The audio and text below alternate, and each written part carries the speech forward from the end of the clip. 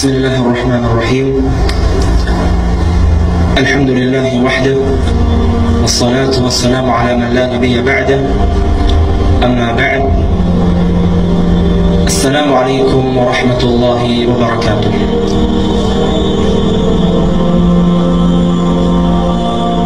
Sinabi ni Allah subhanahu wa ta'ala sa Quran, وقال الرسول يا رب إن قومي اتخذوا هذا القرآن مهجورا. Mga kapatid sa Islam, nasa panahon tayo ngayon, sa panahon natin 1437 taon pagkatapos ang hijra ng Rasulullah sallallahu alaihi wasallam. Ang panahon na kung saan tayo namuhay ngayon, napakalaking pagkakaiba kung paano tukuyin ng mga tao sa panahon natin ngayon kung sino ang masama, sino ang mabuti, sino ang masunurin, at kung sino ang masuwayan kay Allah subhanahu wa ta'ala. Sa panahon natin ngayon, kapag ang isang tao ay halimbawa hindi nakikinig sa musika, hindi dumadalo sa mga pagdiriwang ng kuffar, o hindi ganun gumagawa ng mga pagkakasala, parang tinuturing na siya ng mga kamusliman na banal. Pero kapag binalikan natin kung paano tinutukoy ng mga salafus salih, ng mga sahaba, ng mga tabi'un at mga atba'ut tabi'in, kung gaano ba masasabing banal ng isang tao yung ginagawa maaari ng isang tao ngayon na pag-iwas sa mga haram, simple lang para sa kanila at pangkaraniwan lang na pagka-Muslim. Sa panahon natin ngayon, kapag ang isang tao ay halimbawa nakakasaulo ng isang juz mula sa 30 juz ng Quran, maaaring ituring siya ng mga tao na maalam sa pananampalataya.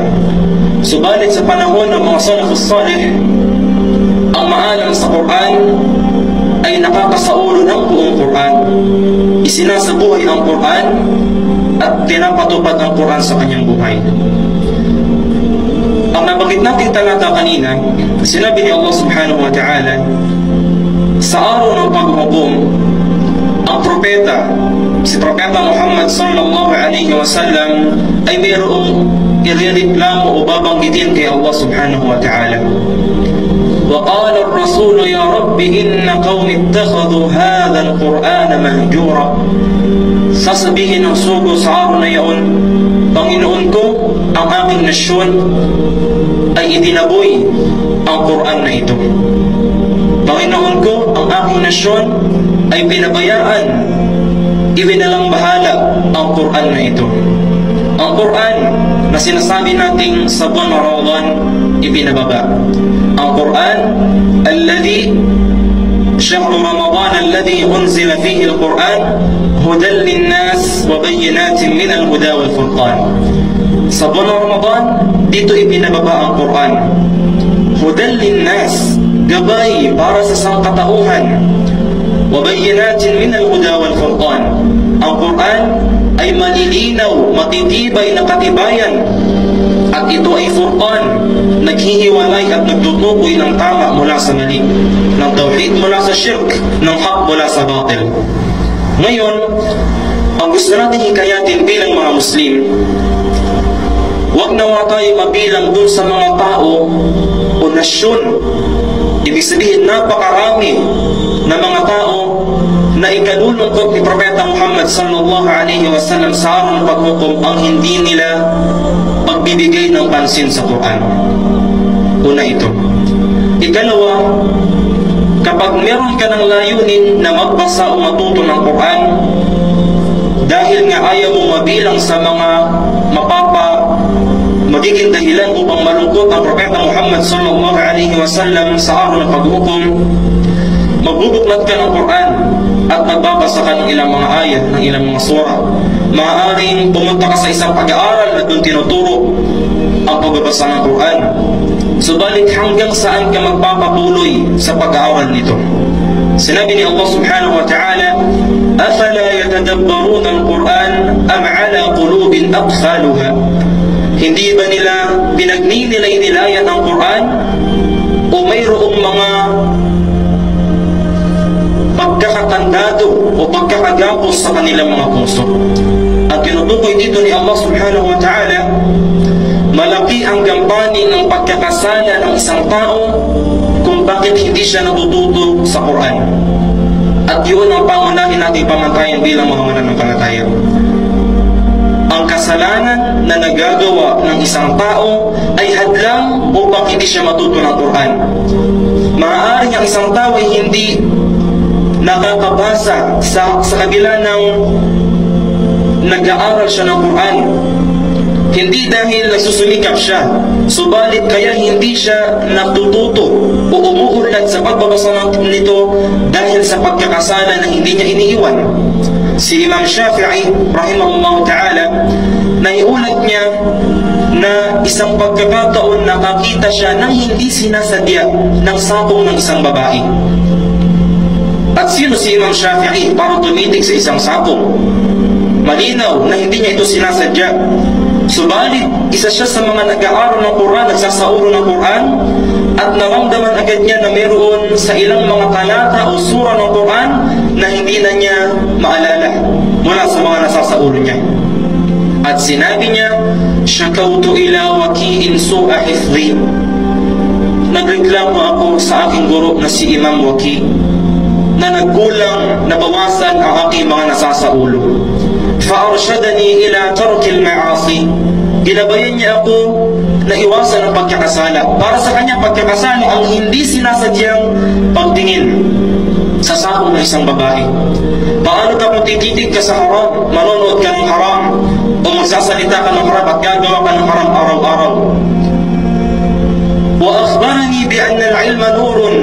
At itinuro niya sa akin na ang kaalaman ng Quran, ito ay liwanag mula kay Allah subhanahu wa ta'ala.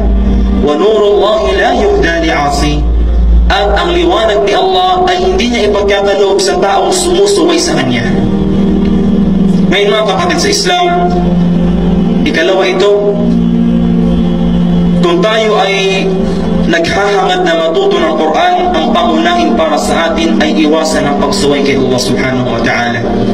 At marapat sa isang tao na mas marami siyang natututunan sa Quran, na mas marami siyang pagsunod at mas marami siyang pag-iwas sa mga pinagbabawal ni Allah subhanahu wa ta'ala.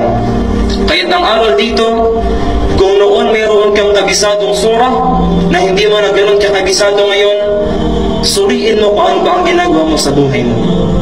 Kung mayroon mong mahabang surah o ilang mga talata ng Quran na sa ulo mo at ngayon nahihirapan kang alalahanin ito, suriin mo muli ang ugnayan mo kay Allah subhanahu wa ta'ala.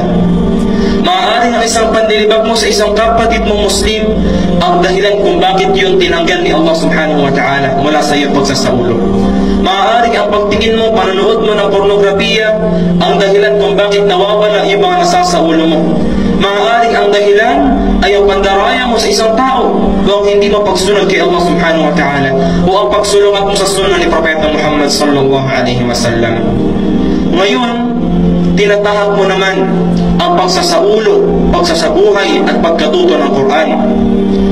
Sa oras na ito, sa tagpong ito, matatagpuan mo sa puso mo at sa buhay mo ang napakalaking pagbabago. Si Allah subhanahu wa ta'ala, sinabi niya sa Quran, وَنُنَزِّلُ مِنَ الْقُرْآنِ مَا هُوَ شِفَاءٌ وَرَحْمَةٌ لِلْمُؤْمِنِينَ. At ibinaba namin itong Quran na may nilalamang وَنُنَزِّلُ مِنَ الْقُرْآنِ مَا هُوَ شِفَاءٌ وَرَحْمَةٌ لِلْمُؤْمِنِينَ. Ang Quran ay binaba namin na may nilalamang lunas at habag para sa mananampalataya. Sa isa pang talata, sinabi din ni Allah subhanahu wa ta'ala, "Ala bi dhikrillahi tatma'innul qulub." Hindi ba't sa pag-alaala kay Allah subhanahu wa ta'ala ay napapanatag ang puso ng isang tao?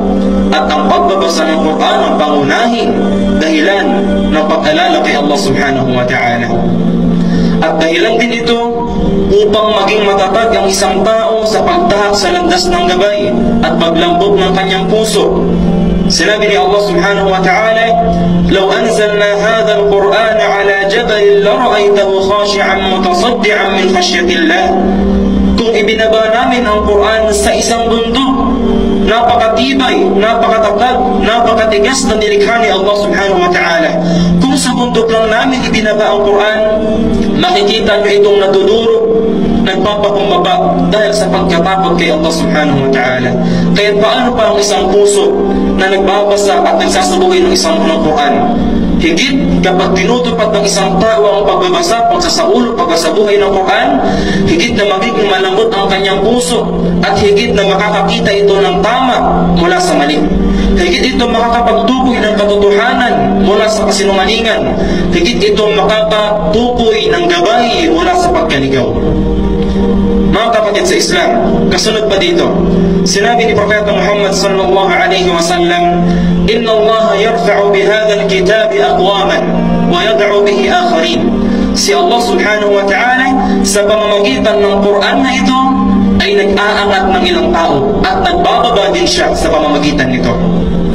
Kaya palagi nating ipinapaalala, kahit ano pa ang natapos ng isang tao sa pag-aaral niya, ano pang narating niya sa mundo, kung ang Quran ay nariyan at pinababayaan niya, mababa siya sa paningin ni Allah subhanahu wa ta'ala. Subalit kung isang tao ay walang makain sa pang-araw-araw, wala man lang maidamit o maisuot na magarang kasuotan, siya ay hindi kinikilala ng mga tao na mataas sa lipunan, subalit pinapahalagaan niya ang Quran, mataas siya kay Allah subhanahu wa ta'ala. Kasunod pa dito, buwan ng Ramadan, "Man qara'a harfan min kitabillah falahu bihi hasanah wal hasanatu bi'ashri amsalha." لا أقول ألف لام ميم حرف ولكن ألف حرف ولام حرف وميم حرف سبيل رسول الله صلى الله عليه وسلم. Sino man ang magbasa ng isang letra mula sa Quran ay magkakaroon siya ng kabutihan. At ang kabutihan na ito ay nauulit ng 10 ulit sa isang talata pa lang, o sa isang sa isang harf, sa isang letra pa lamang. At sabi ng Rasulullah bilang pagpapaliwanag, hindi ko sinasabing ang alif lam mim ay isang letra. Bagkus ang alif ay isa, ang lam ay isa, ang mim ay isa.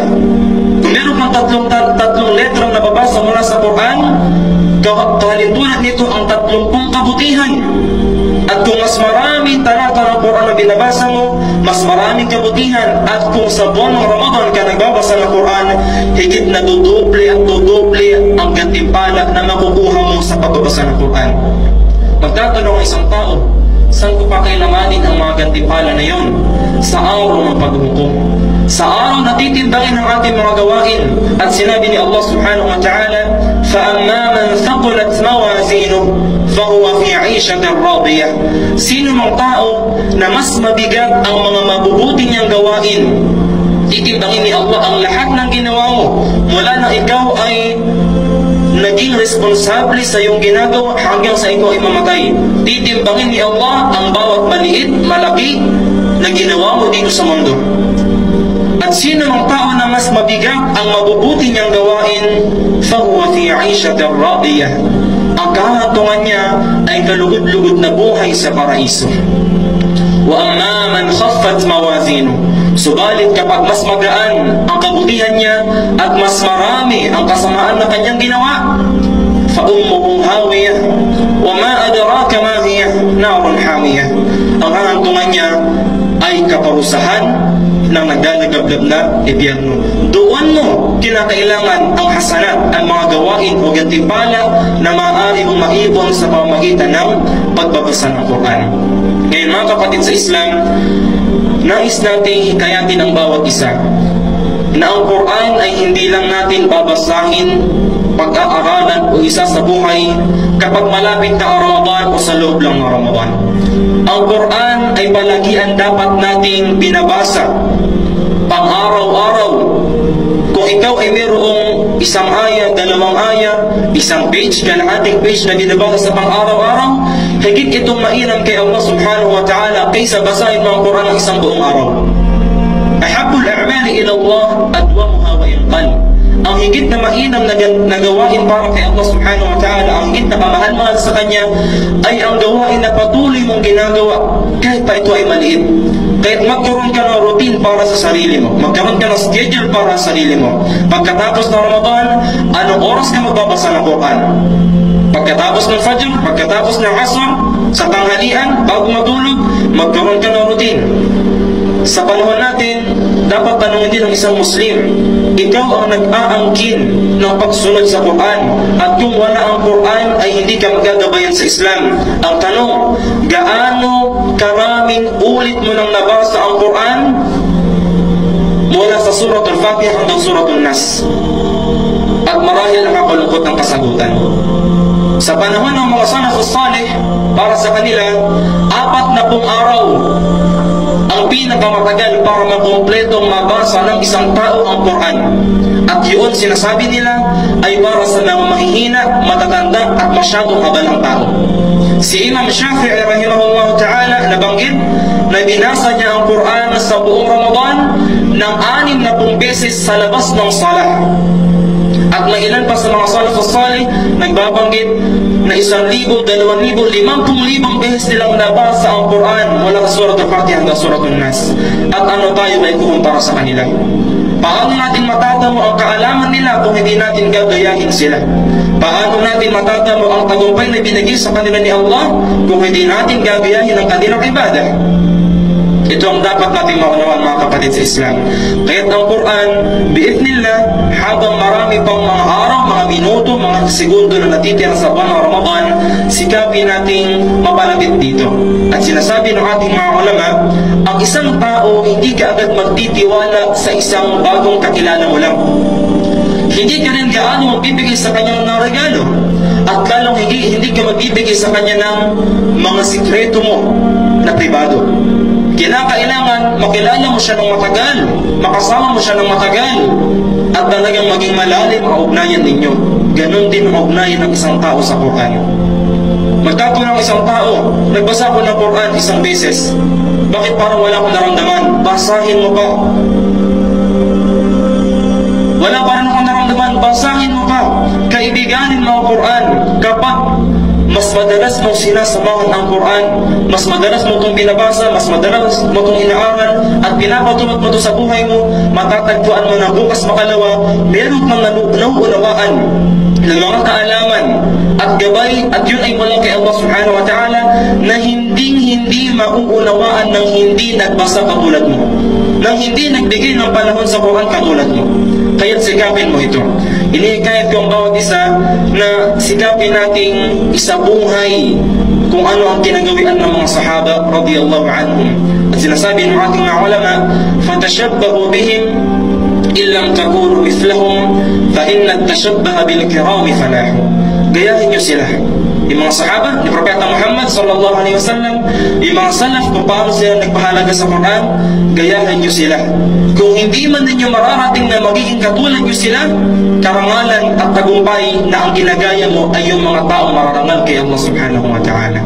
Subhanakallahumma wa bihamdik, asyhadu an la ilaha illa anta, astaghfiruka wa atubu ilaik. Assalamu alaikum wa rahmatullahi wa barakatuh.